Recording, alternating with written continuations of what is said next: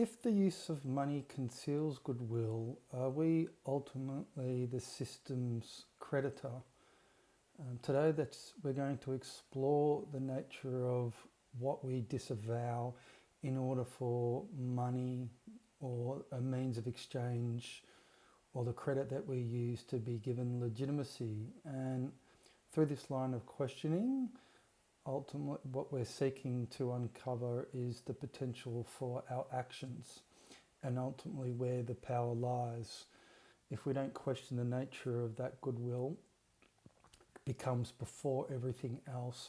We won't understand the way how that if we start to not extend that goodwill, but then maybe potentially directed in another way, then ultimately everything that we thought we would otherwise would be maybe a fate worse than death would just fall by the wayside. First, we have to understand that you are a credit instrument, and the production process of this occurs through your roles, the way how we invest ourselves in roles to discount the production of the consumer that we invest in order for our redemption to be financialized.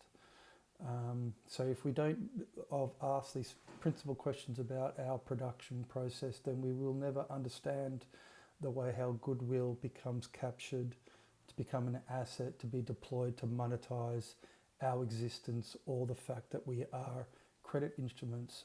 And so the easiest way that we can look at the way how the use of money conceals goodwill is to look at everyday scenario of our working and ultimately the goodwill that we extend to our employers.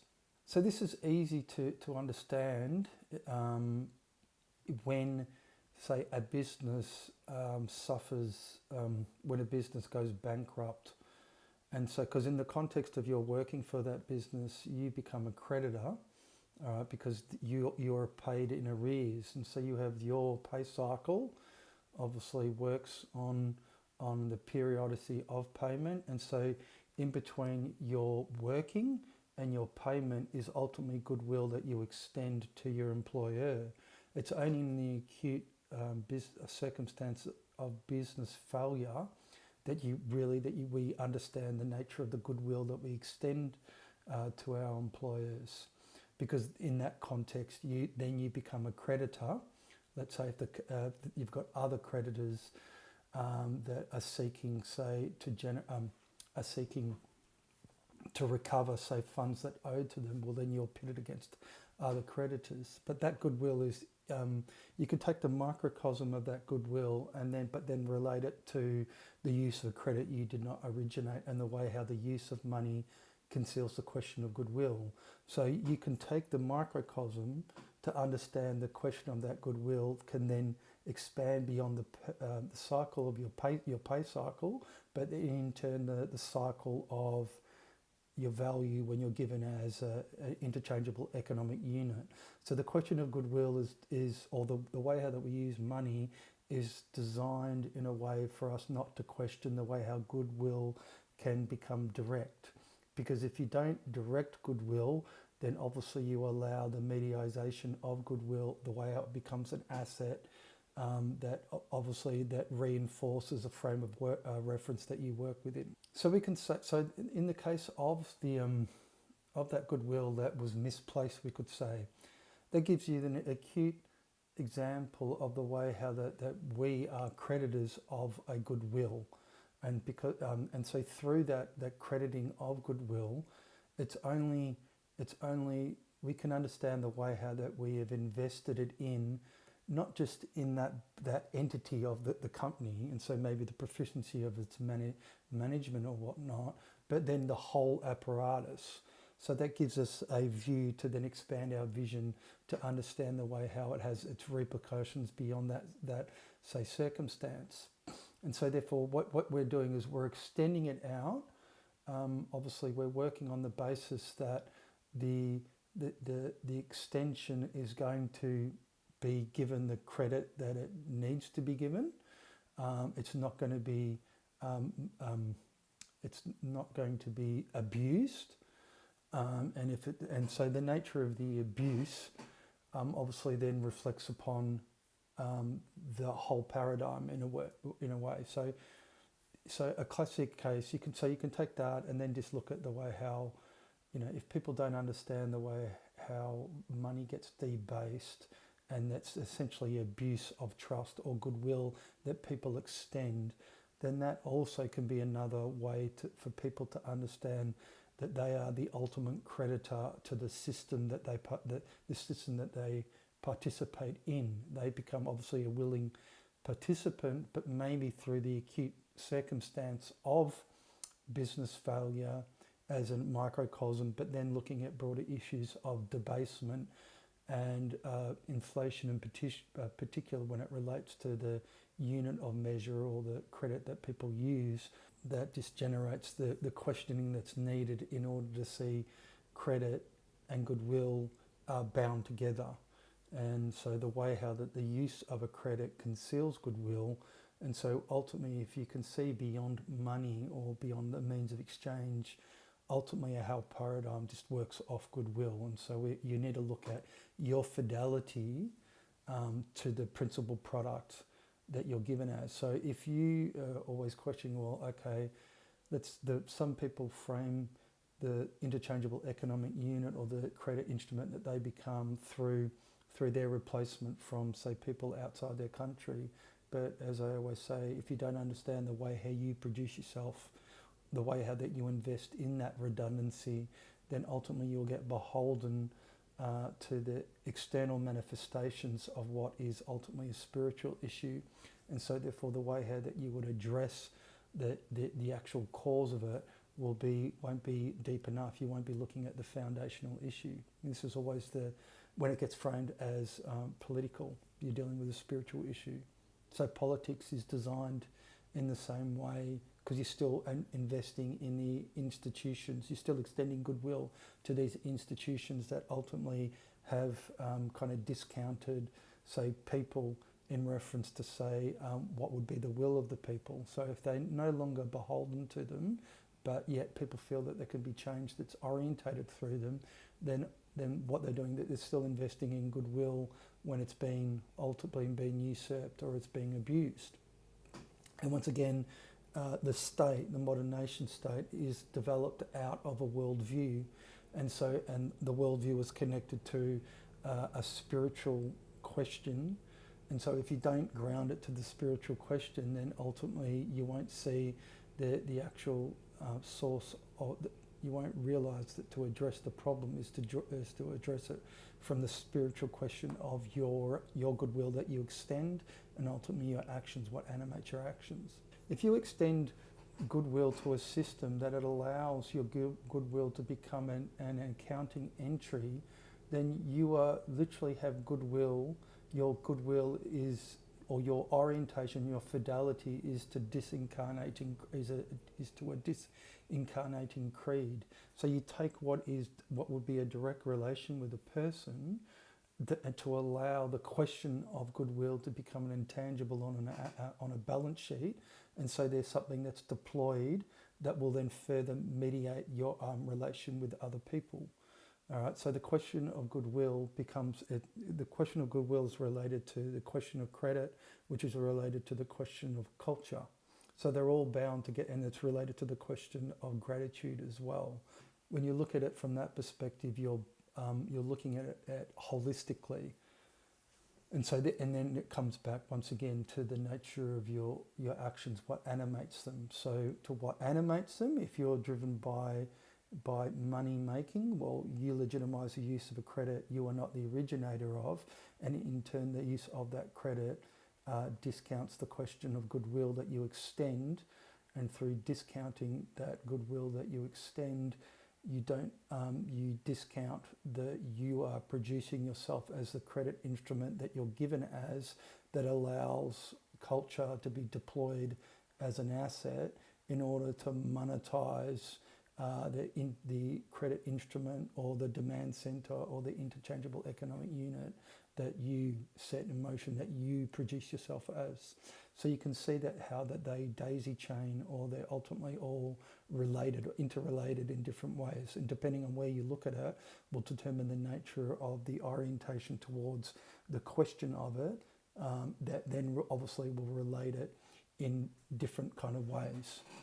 But so once again, that comes down to that you do it, you produce yourself as a consumer. And so through the question of culture or goodwill or gratitude and credit, when you look at it that holistically, that they are all connected to different forms of spirituality. So if you see life for a return, then you obviously are discounting, presencing the self that doesn't allow to be mediated. Now, the ultimate mediation is obviously through the use of the convention of money, right? Because the convention of money is a proxy for, we would say, for goods and services. But once again, if you're looking at the economy produces you as the principal product, then any orientation towards a proxy for goods and services is ultimately not, it's not the case. You're the principal product, and so you say time is money. Okay, but time is money, but it's not time. It's the claim that's made on time. So time's given as marginal. So therefore, time is not money. It's the resource of time is money. The resource of time is money because ultimately that's what enables the investment in the claim that's made on time and the equivocation that we work with in order to legitimize credit as a means of exchange to discount obviously what you're not credited when you're given as a demand center or as interchangeable. And so what happens is that when the question of goodwill is say made manifest through business failure or through failure of a paradigm, this is the way you can look at it, it's always coming back to the fidelity that you ultimately have.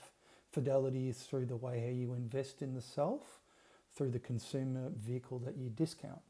And so this failure, if there's no transformation in the self or the culture, the failure is ours because we're not asking foundational questions. And so therefore, if you get stuck on questions of credit that relates to different forms of credit, then you're not looking at the credit instrument that you are and ultimately what we always talk about.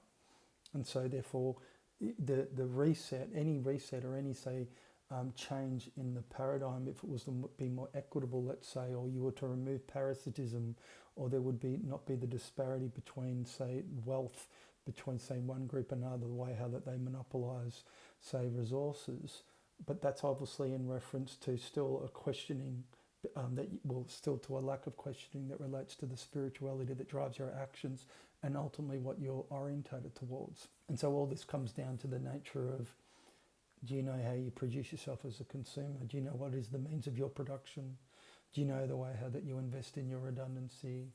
Do you know how that you are, say, loyal to a fault? So if we look at the fault, the default on the social bond, the bond is made when you bind yourself together through the pricing mechanism, because you clear time as an economic good, and through clearing time as an economic good, you clear the form of life of the consumer that becomes the investment vehicle for life. And people never look at it in this kind of way, because what they do is that our way of life is orientated towards the question of credit, all right, as a derivative form of credit, but the primary one is you credit the whole paradigm.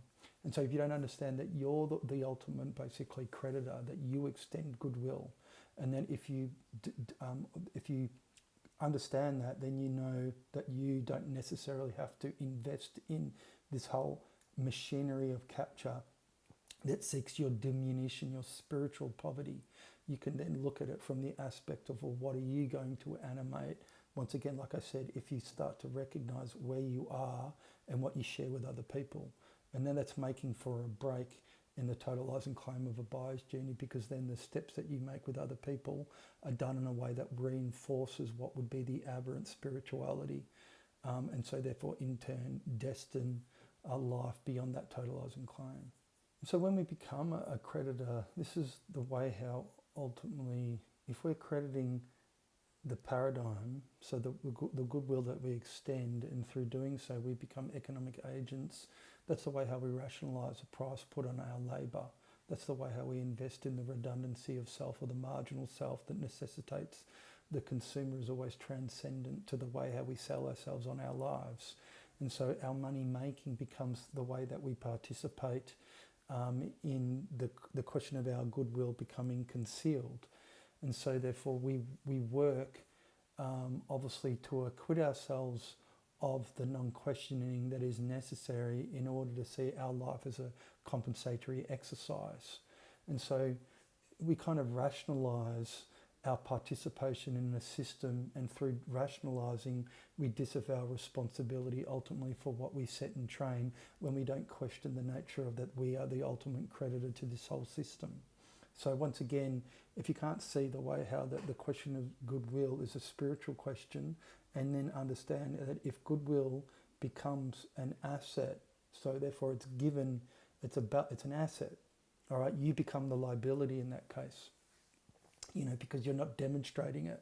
So you can become the liability to a system that ultimately doesn't need you, because through your orientation towards life, you're absolving yourself of responsibility.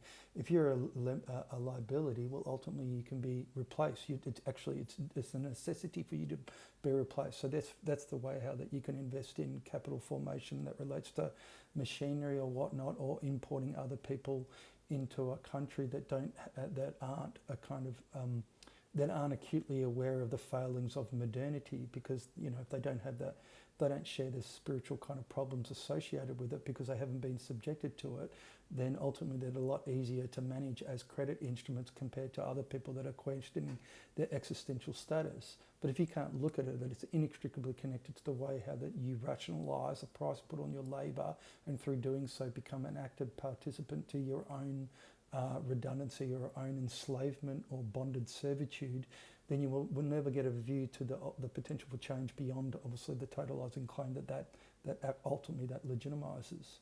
And so we could say that because to make money in that case is to substantiate an existential lack that is grounded in life. You are seeking compensation for being born, and so cannot animate what is without origination, and so in turn see your life as a value proposition and not one of doing justice to life. How can you do justice when you have to compensate for your life through seeking credit to live in the way how life is being given as a totalising claim of a buyer's journey, and in turn expiate the very thing that you disavow? And so therefore that's the ultimate sin that you are making against the spirit, is that you allow your actions to be animated by a false transcendence, and what stands in your stead or what masquerades for life is such a poverty of spirit, such a ghostly remainder that you can't recognize that ultimately the phantoms, the apparitions that we conjure are all based upon basically that. So once again, just to finish, so you can look at the question of goodwill is inextricably connected to what you extend. And so therefore you think if you did not invest in the consumer, did not invest in your production process, what happens there? Where does that goodwill, that the question of goodwill, because you've got to think that the whole paradigm is based upon that. What happens to that goodwill? How does it potentialise the creation of world beyond obviously the totalising claim of a buyer's journey? What do you have to initiate in order for the question of goodwill and gratitude, reverence, all these spiritual questions to be given in a way that is made whole, and so you ultimately can do justice to your first birth, and not being twice born through the use of a credit we are not the originators of. This is the one thing that you have to think, that if this whole arc is nearing its absolute limit, then the question of money conceals goodwill, because the question of money only relates to a buyer's journey.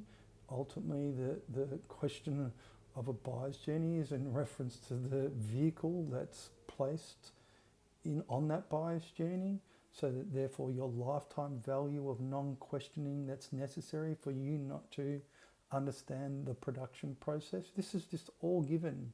It's all given there, and it just depends on which way you want to approach it and which way I approach it. to hopefully get you to see that you can look at this from a multiple different angles, but it all comes down to the same thing. It always comes down to you. You have to know the way you produce yourself. Ask people that question.